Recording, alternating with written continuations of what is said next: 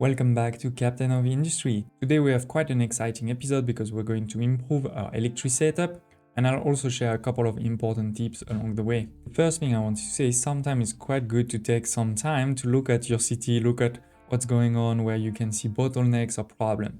For example, here I couldn't figure out why my gold parts were taking so long to increase, so then I looked here and I saw that the construction part level 1 actually were taking a long time.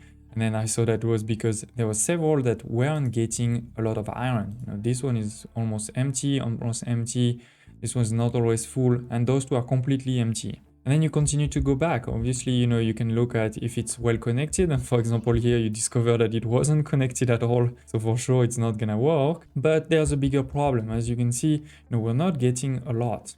And this is in a situation where I knew I was producing enough. I knew, my iron production, I have a lot of iron production, was enough for all of this. So then we look here and we can see that indeed we're producing a lot over here. But when we get there, there's only half or even less than half that's taken. And here is the culprit. Basically, I forgot to upgrade this small piece here of level 2. And so the learning here that I want you to share is that, your belts and your production chain, your supply chains are only as strong as the weakest link. So this was the weakest link. So make sure that you do find that weakest link and that you start upgrading there. Even if I had access to conveyor level 3, there was no point upgrading this until I had upgraded that. If you've missed the previous episode, don't hesitate to check in the video description below for the full playlist. One of the things we did, for example, in the last episode was to clean a lot of our conveyor belts, to put balancers to really decide what is the priority, to have here storage. And we did for many of them. You can see here the concrete slab, the copper here, we have our iron we just discussed and many, but there was one we didn't do, and that was here, the electronics. Because this one was going this way, this one this way, with the storage over here. It is not, this has been corrected. As you can see, we have this conveyor belt over here, going into only one, that's level 2, and then we have a balancer over here with quite a few. So this is of course using a bit more electricity. I'm wasting a bit of electricity because this is 8 kilowatts, for example, and this one's 5, right? So if I only had one, I could save 5 kilowatts. But this is important because it enables me to really decide what is the priority. If I start to not have enough of these, I want to make sure that everything that I can goes first to those maintenance depots, right? This is critical to have maintenance. This is why this is the priority versus this one and that one are not. Now, as always, of course, a few years have passed. As you can see, we've completed a few research that we're going to talk about and also did a few battles. But before that, I have a warning here. Let's click on it to see where it is. And this is here. What is that? Well, this is a completely new ramp I just created. Why? To get to that sand. Basically, this used to be a mountain like here. I put this mine tower here with an excavator and a truck, and just put these going down to make sure that now we can have trucks coming here and getting access to that sand. This is a really big part of sand. We don't need it right away, but later it will be good. Now that this is done, we can actually delete that. That's fine. We still have sand over here, so it's good. We won't need to use it right away, but I just wanted to be prepared for the future, in particular because the other sand is over here and it's a lot harder to access. As I said, we did a few battles because I sent my ship across the world. We discovered a few things, and in particular, we discovered 2 important seeds that I'll show you in the research. And we discovered a very important mine, which is over here, the coal mine. We're gonna need 150 construction part level 3 to repair it. We don't really need it right away. There's still quite a lot of coal on the island, but later on that will be definitely important.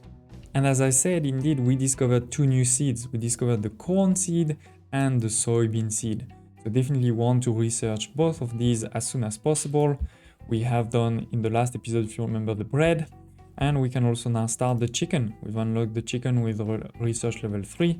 So a lot of different foods that we could start giving to get more unity for our people. I've also completed a couple of other research. First one, power generation number 3, which is definitely something we're gonna talk about just now, but also thermal desalination, which is another way to start making water out of seawater. We'll probably cover it in the next episode.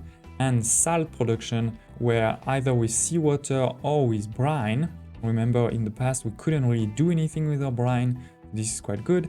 We can start making salt. And this salt will be very important to be able to make glass mix, which is needed to make molten glass, which is needed to make glass, And we need glass, remember, for large vehicles, because to make vehicle parts level 2, the gold one, we need some glass. So we'll definitely want to get there very soon, probably not in the next episode, the one just after, we'll make glass. And then lastly, another big one that we're doing right now is the naphtha processing that goes then into also naphtha reforming, where we can transform a light oil. Remember the light oil we couldn't really do anything with before, into naphtha and fuel gas. And then with this one, naphtha into diesel or more fuel gas. So with those two buildings, we can improve even further our fuel corner where we transforming crude oil into a lot of different things. We could make that even better. We could, for example, really increase our efficiency of transforming crude oil into diesel. We are right now around 70%. We could get to more than 80% with that and get even more byproducts. But we probably won't do it right away. We just finished building this. We definitely have enough fuel. My fuel is always full. My crude oil is going up slowly but surely. So we don't really need it right away, but definitely important to do in the future. And if you have questions about advanced diesel, don't hesitate to check the tutorial that I made on the topic. You can find it in the video description below. Right at the beginning of the game, we started producing electricity with our diesel generators that are here. I still kept them just in case, but they are paused. Then a few episodes ago, we moved into high pressure turbine, where the steam that we're creating in our boilers is transformed into mechanical power, and then the mechanical power is transformed into electricity. But this process was far from perfect. We're losing mechanical power to electricity, and we were also not doing anything with our steam lower pressure. Now there is a way to change that. Now with those low pressure turbines that you can see here that we just unlocked, we can do something about it. We can use the steam lower pressure to make even more mechanical power. And we can also actually do something now with the steam depleted. We're barely gonna have any waste inside the system. With this setup here, the maximum we could do was 2.88 megawatts, and this is with 2 boiler gas. Now let's see what we can do still with those 2 boiler gas. This is the same input into the system. So we still have 4 of these high pressure turbines, 1, 2, 3, 4, but now we have 2 low pressure turbines, one here and one there. Why 2? Well, because this is producing 24, right? So that's 24 plus 24. That goes into one of these, 48. And therefore, 4 of these goes into 2. Because of that, instead of 4 megawatts of mechanical power, now we're making 6. Because of that, we also need more of these power generators, right? Because this is 500. You can count. Basically, if now we have 6, that means we need 12 of these. I don't think I missed one. Let's count. 2, 4, 6, 8, 10, 12. Perfect. And then you can put as many flywheels as you want or as you can. Remember that it's great to have as many as you can because this will increase your mechanical power sort of reserve, and therefore these things will work at a higher efficiency. I also have a tutorial on this in my channel. Don't hesitate to check in the video description below. So instead of those shafts here to send it into the atmosphere, we now have this pipe here going all the way into both these low pressure turbines. And then these low pressure turbines are actually creating steam depleted, which we can do something about. We couldn't really do it a long time ago, but now we can, because we can take them into a cooling tower and create some water.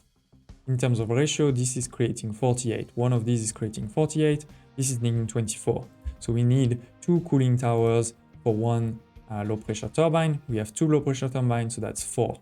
Basically, it's coming this way, that way, and then the water is coming out the other way. And we of course need quite a bit of water. We need 96 of water for 2 boiler cores, right? So which is why this is great to create water here, and then I'm sending it back directly into the system. This is the priority and not the water that's coming, from here. I also put a quick storage here so I can have a bit of a buffer. And then the other thing we need if you want to use boiler coal is of course some coal.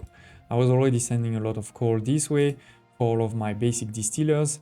So this was easy to plug it over here. So this is the build. Don't hesitate to tell me in the comments below if you have any questions or suggestions. I think it's working quite well, and we're going to see how much electricity it's providing. Before we do that, a quick tip I wanted to show you is if you press C, this will enable you to copy, right? But one thing you may not have noticed, it also shows you exactly how much resources you need, right? I can see I need 488 gold parts, I need 182 red parts, etc. So with that, you can see, do you have enough before you use your Unity or before you unpause? For example, here I can see I don't really have enough gold parts yet. I'm missing just a bit. So maybe it's good to actually wait for it to have enough before I use my Unity or before I unlock. Otherwise, the whole thing, may stall. Otherwise, you may also need to just start half of it instead of the full thing. See, for example, I just launched it, and as you can see, we're missing one of these. And this is starting, and now these ones are starting. You can see also low pressure is slowly starting over here, and now my cooling towers, which will also soon send some water back into the system. Which this way, we're hoping that very soon this will be idle, as much as possible. Not fully idle, of course, because if this is working at full speed, we are using more than what the cooling towers are giving. But we want to use as least as possible, so I have it idle at least half of the time. And as you can see now, we're producing, instead of 2.88, 4.32. And this is exactly the same input, right? Or even better, it's actually less water, just the same amount of coal. The same amount of coal, half the amount of water, to do quite a bit more electricity. Of course, right now I don't need all of that electricity, so remember to use the auto balance. For example, to put it on 2 of these. Why not all? Because I know that I'm always going to use quite a bit of electricity, so I think 2 of these is probably a good ratio. That way those 2 won't work at all until these get very low, and then all of them will work to fill it out. And as you can see, this is why I put 2 batteries. Make sure there's quite a long runway of that battery. But yeah, it is, ladies and gentlemen. I know this is a bit of a shorter episode, but I wanted to focus on really one key thing. In the next episode, I think we're going to talk about those thermal desalinator. Are they better or worse than those basic distillers that we've been using so far to create water? We'll talk also about the evaporation ponds, and I think we'll also start talking about some of the other food items. Don't hesitate to smash the like button to check other episodes on the channel, and I hope to see you next time.